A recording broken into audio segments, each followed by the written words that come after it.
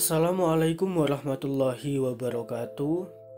Kembali lagi dengan pembelajaran #belajar hukum dengan judul Masyarakat dan Kaidah Hukum, disusun oleh saya sendiri, yaitu Abdul Rosid, dan bersumber dari buku Pengantar Ilmu Hukum karya Lukman Santoso AZ dan Yahyanto. Masyarakat dan tatanan sosial. Dalam pembahasan mengenai masyarakat dan kaidah atau norma yang ada di dalamnya, kita harus memahami tatanan sosial yang ada di masyarakat, sehingga kita dapat memahami kenapa dalam masyarakat itu butuh yang namanya kaidah ataupun norma itu sendiri.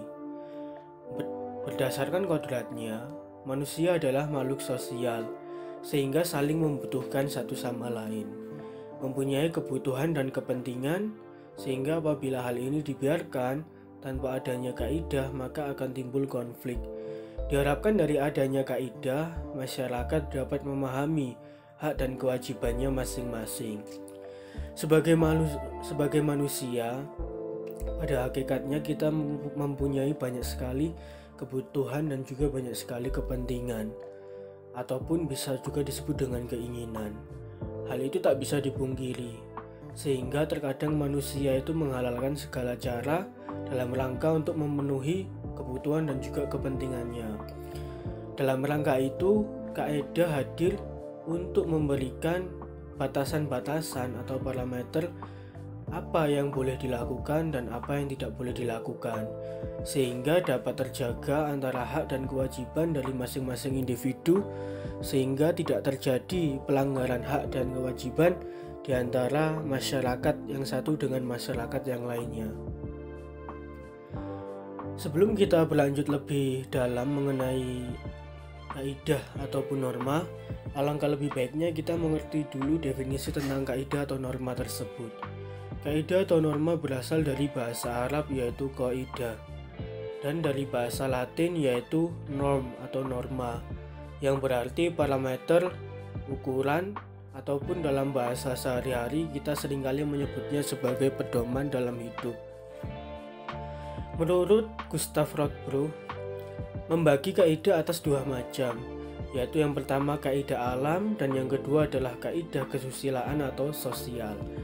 Kaidah alam adalah sesuatu yang menyatakan apa yang sudah pasti terjadi. Jadi kaidah alam ini menyatakan segala sesuatu yang memang sudah ada kodratnya di alam ini, seperti halnya manusia itu meninggal, kemudian adanya bencana alam dan sebagainya. Sehingga pada pembahasan kaidah alam ini tidak terlalu mendalam karena memang sudah menjadi kodrat di dunia ini. Tapi yang menjadi pembahasan lebih jauh adalah yaitu kaidah kesusilaan atau sosial, di mana di dalamnya itu menyatakan sesuatu yang belum terjadi dan apa yang seharusnya terjadi. Sesuatu yang belum pasti terjadi, misal saya berikan contoh, manusia itu bisa saja membunuh. Berarti dia memiliki dua opsi antara membunuh dan tidak membunuh. Itu merupakan sesuatu yang belum terjadi juga apabila dia belum membunuh. Dan apa yang seharusnya terjadi? Di dalam kaidah kesusilaan atau sosial, itu juga mengatur apa yang ideal. Sehingga apa yang seharusnya dilakukan manusia, apa yang seharusnya tidak dilakukan, itu merupakan inti dari apa yang seharusnya terjadi, seperti itu. Kemudian kita membahas mengenai jenis-jenis kaidah atau norma. Secara umum, berdasarkan berbagai literatur modern mengenai pembahasan tentang kaidah atau norma ini dalam hukum tentunya yaitu ada empat macam, yang terdiri atas kaidah kepercayaan atau norma agama biasa disebut. Kemudian yang kedua ada kaidah kesusilaan atau norma mengenai moral. Kemudian yang ketiga ada kaidah sopan santun atau biasa disebut juga dengan norma kebiasaan. Dan yang terakhir ada kaidah hukum atau norma hukum. Nah, ciri-cirinya apa saja? Kita bedah satu persatu, yaitu mulai dari kaidah kepercayaan atau agama. Tujuannya itu adalah agar umat manusia, penyempurnaan manusia jangan sampai menjadi manusia yang jahat, jangan sampai manusia melanggar aturan-aturan agama yang notabene aturan-aturan itu dibuat untuk kebaikan, bukan untuk kejahatan. Kemudian kaidah kepercayaan atau agama itu ditujukan kepada sikap batin atau rohania dan berasal dari Tuhan. Kemudian sanksinya adalah dari Tuhan, entah itu masuk neraka dan sebagainya. Kemudian sanksi itu sendiri juga rasa berdosa, rasa tidak taat dari Tuhan, rasa tidak taat pada Tuhan. Itu merupakan sanksi dari kaidah kepercayaan atau agama. Nah, daya kerjanya itu membebani kewajiban, sehingga tidak ada hak di dalamnya, melainkan kita hanya fokus pada kewajibannya. Adapun hak itu pun nanti juga menurut kepercayaan di akhirat kita mendapatkan hak kita masing-masing. Tapi secara nyata itu membebani kewajiban saja. Nah, kemudian ada kaidah kesusilaan, di mana tujuannya sama, untuk memperbaiki manusia sehingga manusia itu tidak melakukan sesuatu yang melanggar hak-hak dari manusia yang lain, yang isinya ditujukan kepada sikap batin atau rohania, kemudian asal usulnya dari diri sendiri, dan kemudian sanksinya itu dari sendiri juga, berupa rasa bersalah, berupa rasa kecewa dan sebagainya. Nah, daya kerjanya juga membebani kewajiban. Dua kaidah atau norma ini, yaitu norma agama dan juga norma kesusilaan atau moral, itu merupakan aspek-aspek masing-masing individu. Nah, kemudian kita akan membahas mengenai yang mengatur aspek antar individu, yaitu norma sopan santun dan kaidah atau norma hukum, di mana kaidah sopan santun atau biasa disebut dengan norma kebiasaan itu tujuannya merupakan untuk mengatur ketertiban dalam masyarakat, sehingga jangan sampai ada yang dirugikan ataupun ada korban, yang isinya ditujukan kepada sikap lahir, jadi bukan batin atau rohania. Kemudian asal usulnya merupakan berasal dari luar diri kita sendiri dan juga bukan berasal dari Tuhan. Kemudian sanksinya, kaidah sopan santun atau norma kebiasaan ini, sanksinya berasal dari masyarakat secara tidak resmi, seperti halnya dikucilkan, kemudian dicemooh. Itu merupakan salah satu sanksi dari kaidah sopan santun atau norma kebiasaan itu. Nah, daya kerjanya juga membebani kewajiban.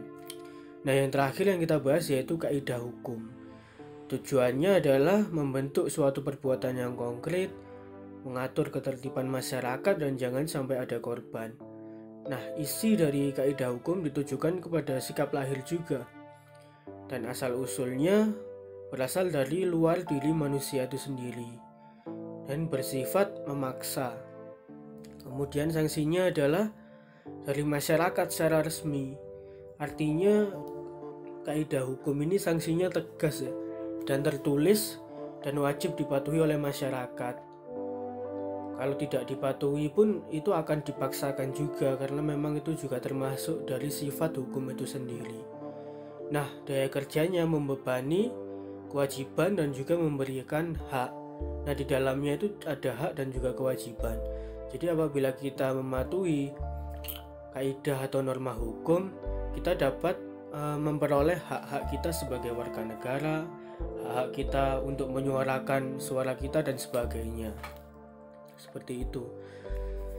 Nah, dari mana asal dari lahirnya kaidah hukum? Mengenai asal-usul kaidah hukum, umumnya itu ada dua, yaitu yang pertama kaidah hukum yang berasal dari kaidah-kaidah sosial di dalam masyarakat, mulai dari moral, agama, dan kesopanan. Nah, ini berhubungan nanti dengan apa yang namanya sumber hukum, di mana hukum itu juga diambil dari kebiasaan masyarakat itu sendiri, yaitu kebiasaan moral, kebiasaan agama, dan kesopanan. Seperti halnya hukum untuk menghukum orang yang membunuh, itu juga diatur sebelumnya di norma agama mungkin ya, di mana di dalam agama itu sendiri diajarkan untuk tidak membunuh seseorang, dan yang membunuh akan mendapatkan hukuman. Nah, itu juga bisa dijadikan sebagai landasan dalam rangka lahirnya kaidah hukum dan sebagainya. Dan tentu dari moral dan kesopanan juga ada contohnya masing-masing ya. Nah, kemudian yang kedua, kaidah hukum yang diturunkan oleh otoritas tertinggi. Otoritas tertinggi di sini bisa jadi adalah negara, bisa jadi adalah raja atau pemimpin suatu kaum, sehingga mengeluarkan peraturan tertentu secara tertulis yang bersifat memaksa seperti itu. Nah, di akhir pembahasan mengenai masyarakat dan kaidah hukum, saya ingin mengutip salah satu perkataan dari Emil atau tokoh sosiologi modern, di mana beliau mengatakan ketika moral itu cukup, hukum itu tidak diperlukan. Ketika moral tidak mencukupi, hukum tidak dapat ditegakkan. Nah, di sini kita dapat mengambil kesimpulan bahwa hukum itu juga tidak memiliki peranan yang begitu penting. Tetapi yang penting adalah bagaimana moral kita dalam rangka untuk tidak melanggar hak dan kewajiban masing-masing. Dibuktikan dengan walaupun dengan adanya hukum, tapi tidak adanya moral di dalamnya, maka hukum itu tidak dapat ditegakkan. Nah, kita harus mulai dari diri kita masing-masing untuk sedikit demi sedikit dalam rangka memperbaiki moral kita, sehingga kedepannya dapat terbentuk suatu hukum yang baik dan dapat melindungi hak dan kewajiban dari masing-masing individu itu sendiri.